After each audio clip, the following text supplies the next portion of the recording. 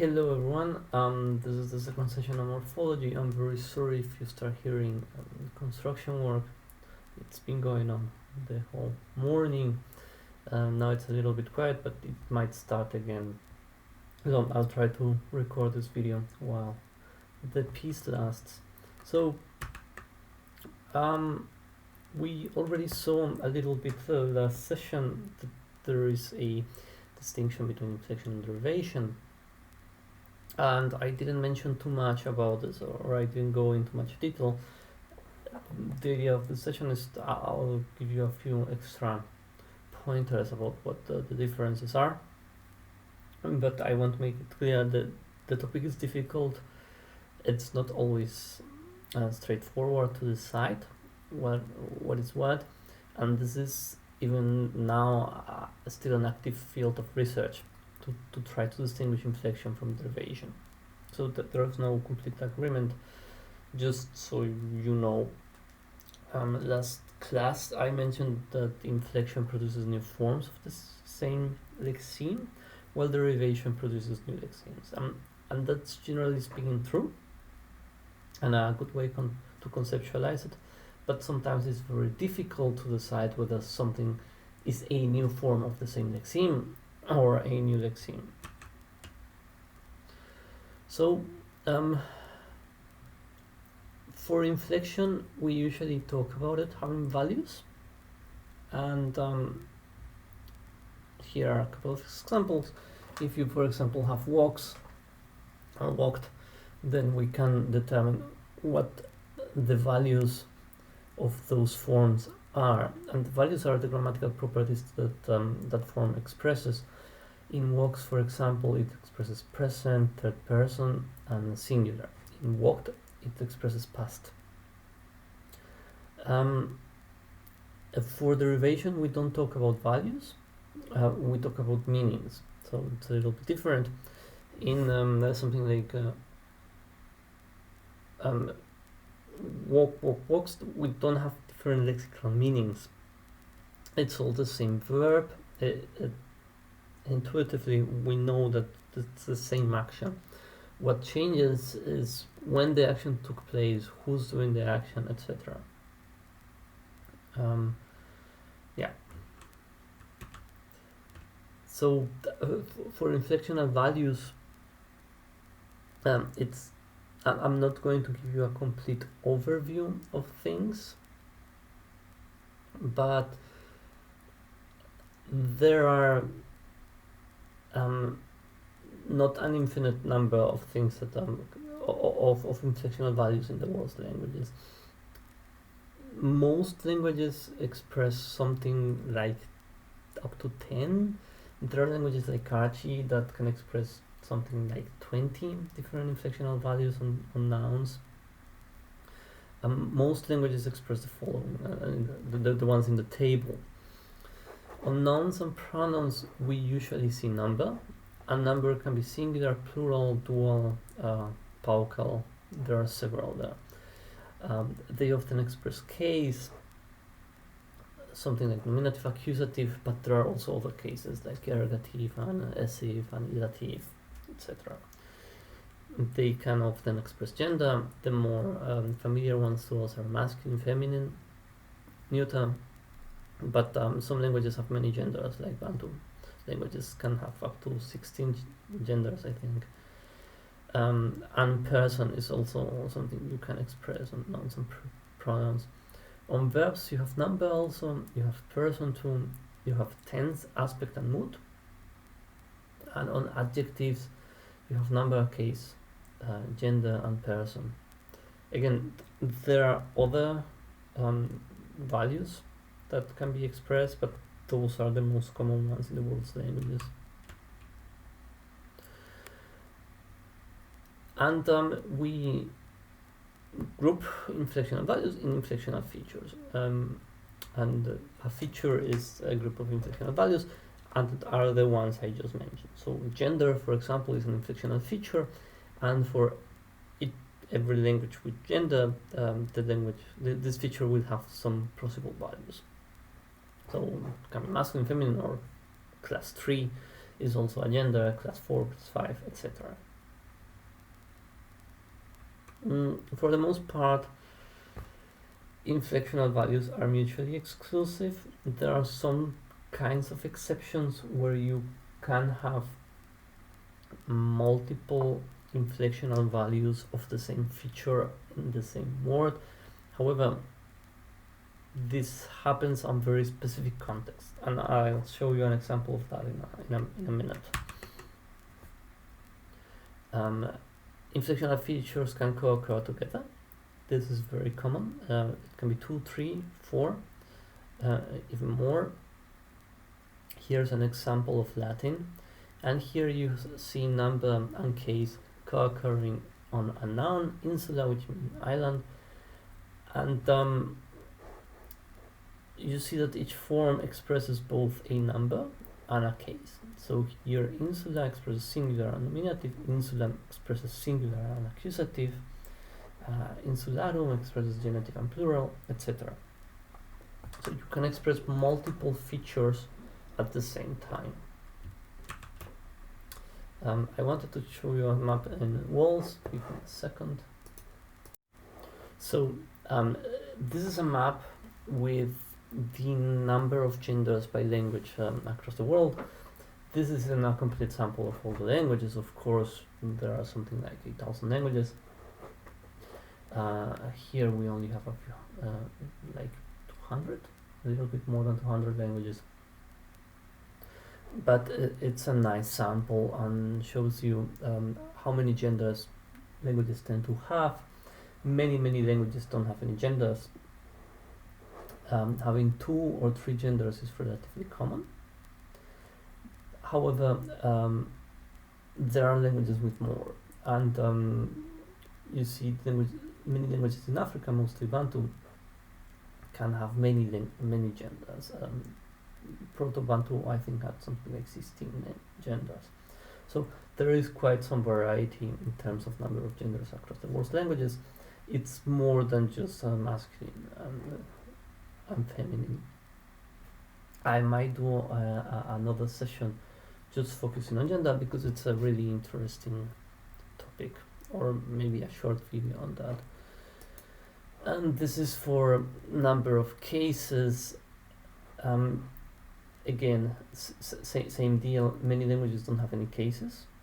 That's not a very common feature, but those that have tend to have relatively few cases. Something between 2 and 5, 6, 7 cases. But some can go upwards of 10 cases. And this is true in Finno-Ugric languages like Finnish, Nenets, etc. So Evenki, Kent, I don't know whether they have, no, they don't have it. But yeah, so Finnish and Estonian can have quite a few cases. Sorry. Right. So this is just to show you how interesting the variety in morphology in the world's languages is. There's a lot of variation, and languages can do widely different things with these features. Right. Now we come to person and number, and this is something that verbs commonly mark whenever a language has inflection. And here's a simple example from German. You see that singular, sorry, it should be plural here. I messed one up. So German marks both person, first, second, and third person, and number, singular, and here it should be plural.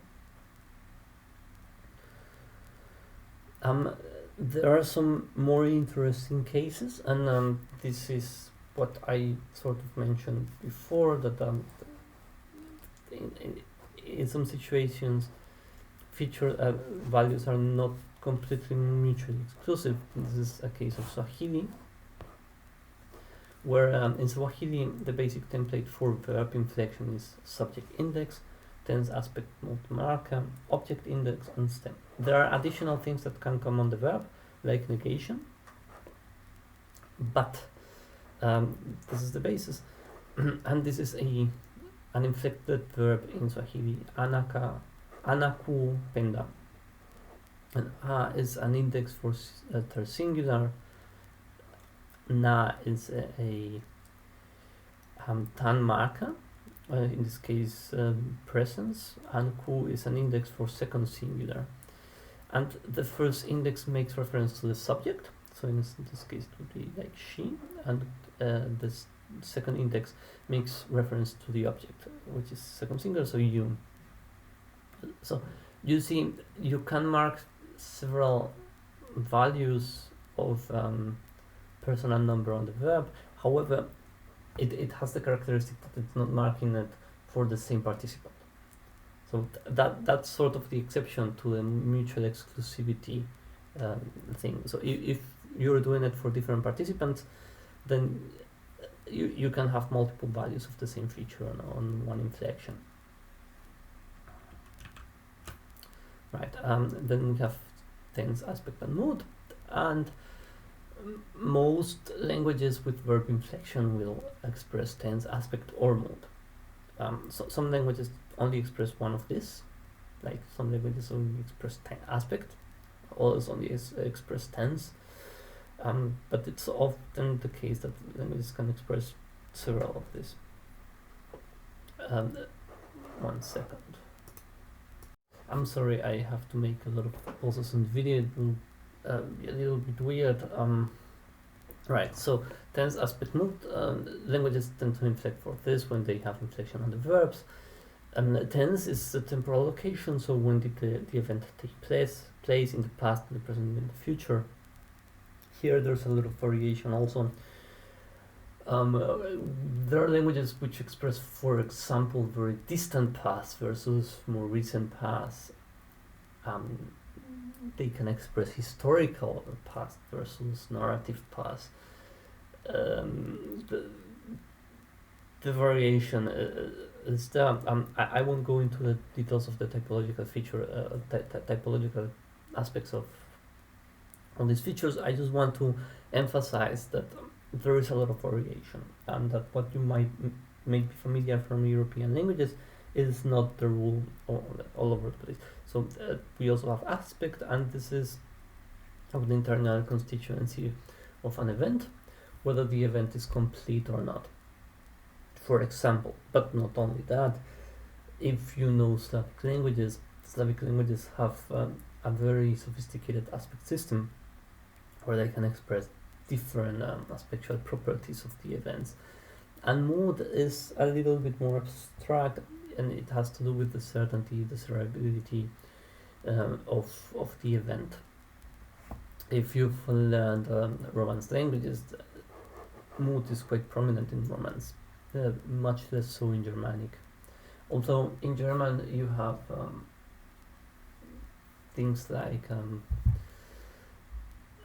conjunctive eins, which is a sort of mood in a sense, but here's an example of 3 features co-occurring on verbs, which are tense, mood, and aspect. So this is the this is indicative, this is mood, this is mood, subjunctive, infectum versus perfectum is aspect, and present, past, and future is tense. And you see that there is a hole in the paradigm. So for example, Latin cannot express future subjunctive, it doesn't exist. There are some limitations in the combinations of features. These are sometimes semantic, but otherwise words tend to have complete paradigms despite those small gaps. Yes, so that's what I just mentioned. So some combinations of tense, aspect, and mood values can be very rare cross-linguistically because of their semantics. Present perfective is very rare because it would mean that an action is taking place now and it's complete. So it's not to say that it doesn't happen, it's just to say that it's rather rare because of semantic reasons. There are other inflectional values which are harder to classify, things like comparatives, like bigger absolute superlatives, like biggest, comparative superlatives, like in Spanish grandissimo, which is just very, very large. There's voice and there's polarity. So, for example, in Swedish, you have passive voice inflection from kasta, which is throw, versus kastas, which is to be thrown. You can have negation as an inflectional value. In Japanese has this kiru, which is cuts in the affirmative, kiranai, but it doesn't cut in the negative. This is actually quite common. So having negation as an inflectional value is quite common. You have things like participles, converbs, and infinitives. Here are a couple of examples. So those who visit Korea are increasing, and visit is here a path as a sort of participle. You have converbs here in Urdu.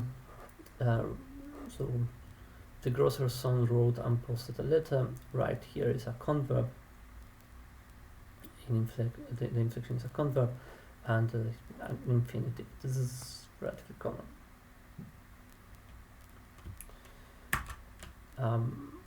Now, derivative meanings are different, are much harder to classify because they can be much more varied. These are fairly common. Things like agent nouns, like drink and drinker. So the person who does the drinking. Quality nouns, king and sorry, this should be kind, not king. Kind and kindness. So the property of being kind. Things like facilitative adjectives, read and readable. So it's like the property of being easy to read. Yeah. There are some extremely rare derivative meanings, like referential terms. There's, I think, a Pacific language, big numbers, which has referential derivation. So if you have Dui, the man, which is man, you can derive a sacred man by adding the et affix. French has this funny derivation, which is that you can derive trees from fruits. So if you have pomme, that's apple, and pommier is an apple tree. And this is, I think, relatively productive in the language. Right. So for nouns, some common derived nouns are listed here. I don't know if you know these terms.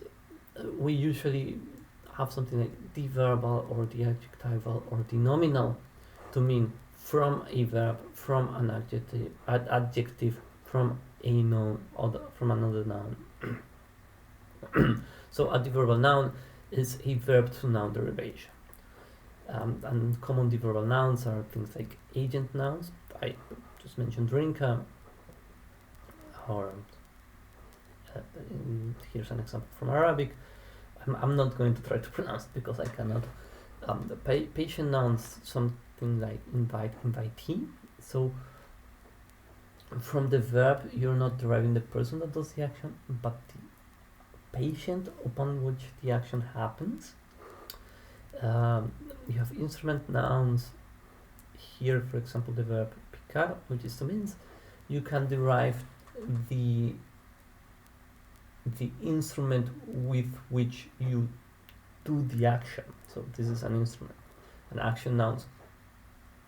You can derive outkrut, I think, outkrutje, and the activity or the event. So from discover, the discovery. Similar for the adjectival nouns. We have quality nouns, like in Japanese here. atalicisa. So new, and the quality is newness. And personal nouns, you can derive omnic. So omni is being clever, and the derived noun is the person that is clever. The nominal nouns is when you form a new noun from a different noun. Here very common are diminutives and augmentatives, like gato, gatito. So this is a small cat, and it's a derivation. You have augmentatives, which is the opposite, making something bigger, has status, like from childhood. In Arabic, you have inhabitant nouns. Again, this is also like in English, you can derive like the nationality, type of the nationality, and you can derive different gender nouns, for like König, Königin. For verbs, you can derive verbs from verbs. Like in Korean, you can derive causatives. So die, kill is a derivation. This is quite interesting, actually. You can derive applicatives. I think I mentioned this before, the B prefix in German, which causes an applicative, which basically adds a new participant to the core arguments of the verb. So from laden, you can derive biladen. You have anticausatives. So you have in Swedish öppna, which is to open, which is transitive, and you can derive the intransitive version of that.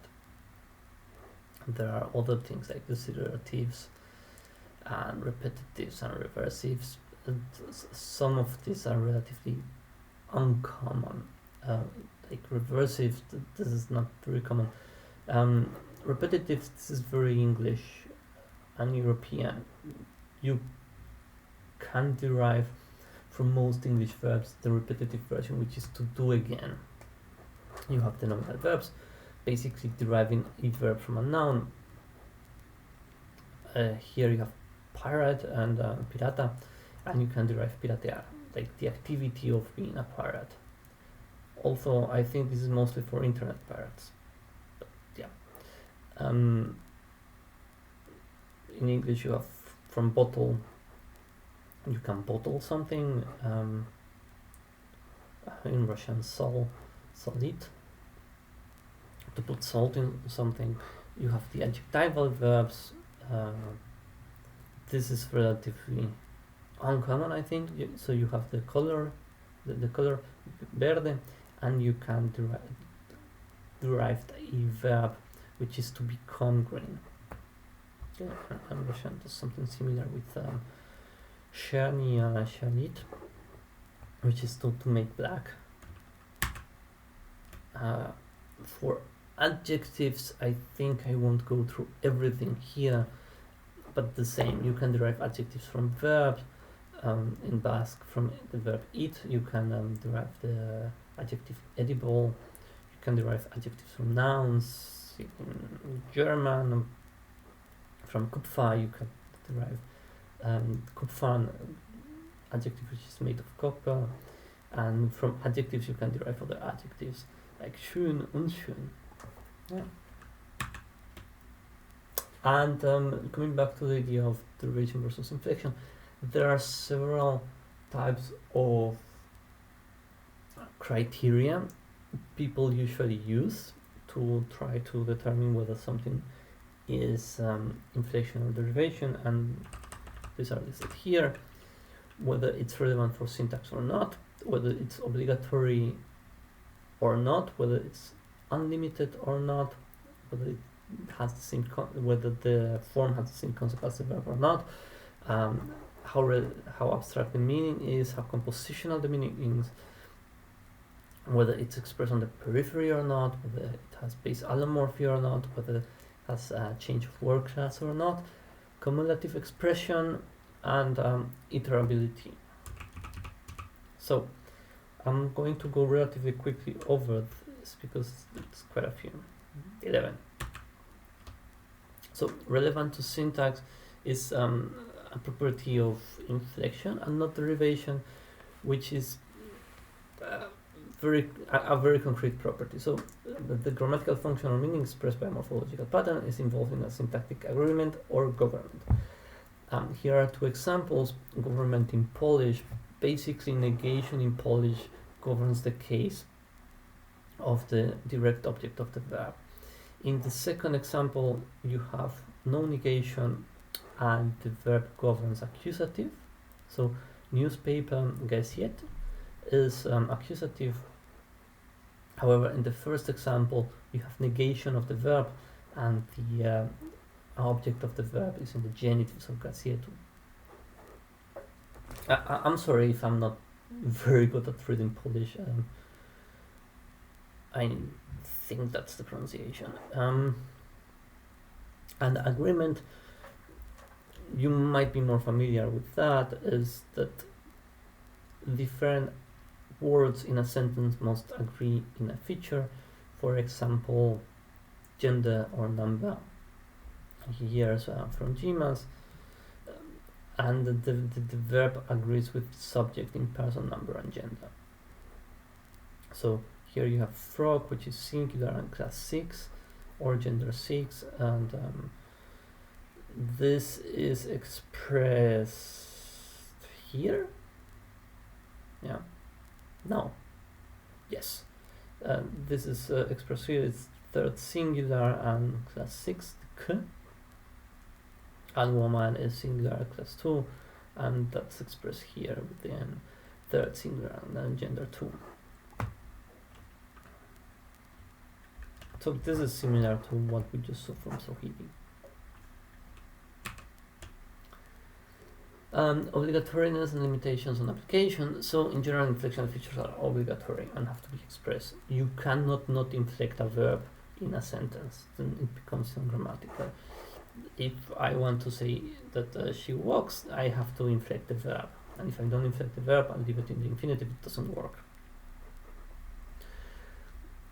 And more or less, inflectional features are not limited. There are some exceptions, things like gaps in paradigms and defective lexemes.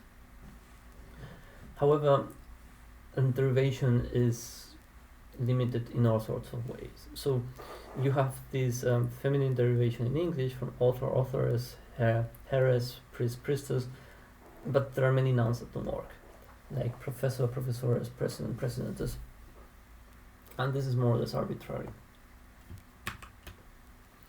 And then there's the question of whether something is the same concept as the verb, base, the abstractness and the compositionality. And the first one is quite obvious, I think. Book and books is the same concept. It's just different quantities, and bake and baker aren't the same concept.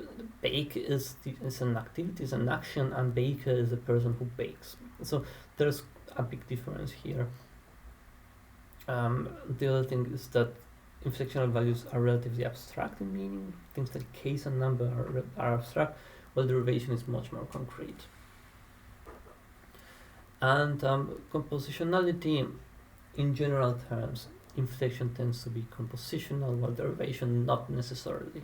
So repair and reparation, and ignore and ignorance. The relation is rather opaque. And if I told you the meaning of repair and ask you to figure out the meaning of reparation, if you don't know it, it would be rather difficult.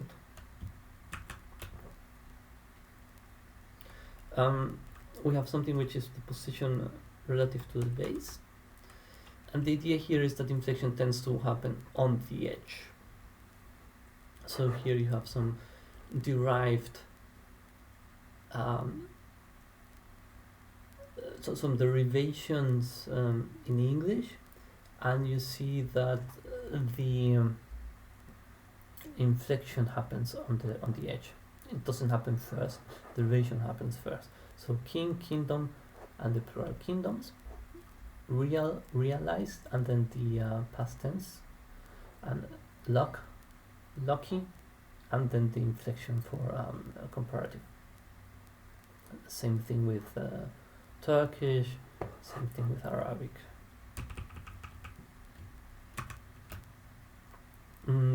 There's the idea of base allomorphy, which is that inflection tends to have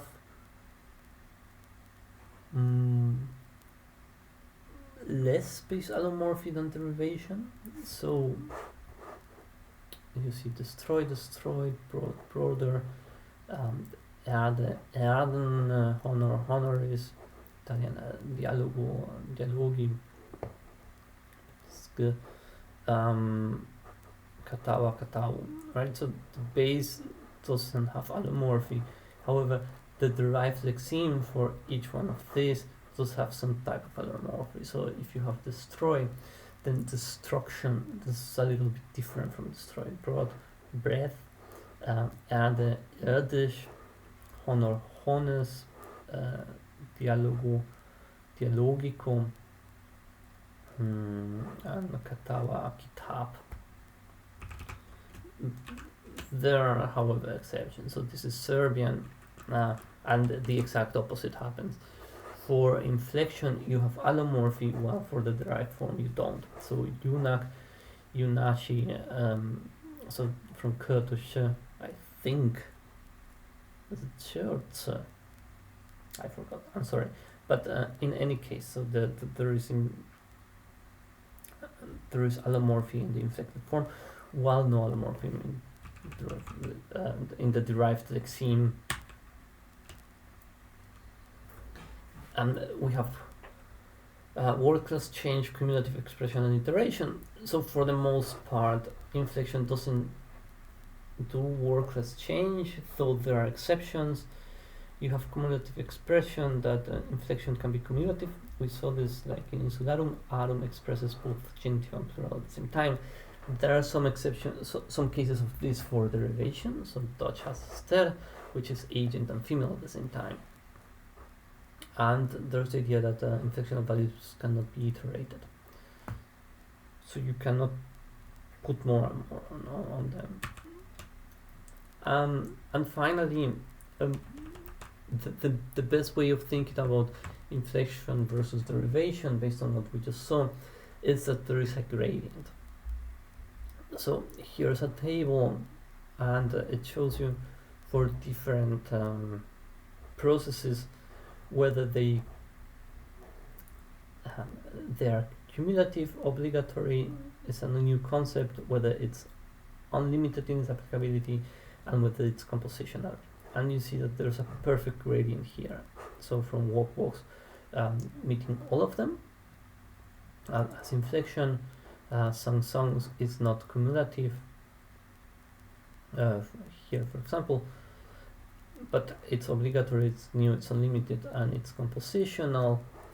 Gato, gatito, it becomes less clear because it's not cumulative, it's not obligatory, but it's new, it's unlimited, and it's compositional, etc. So the final one being resentment, which doesn't follow any of this.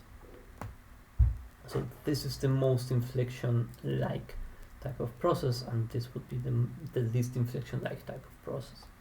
So in a sense, we sometimes cannot completely tell this is derivation or this is inflection. Alright, that's it for today. I think we continue with morphology next week. If you have any questions, as always, write me an email or ask the tutors. Thank you.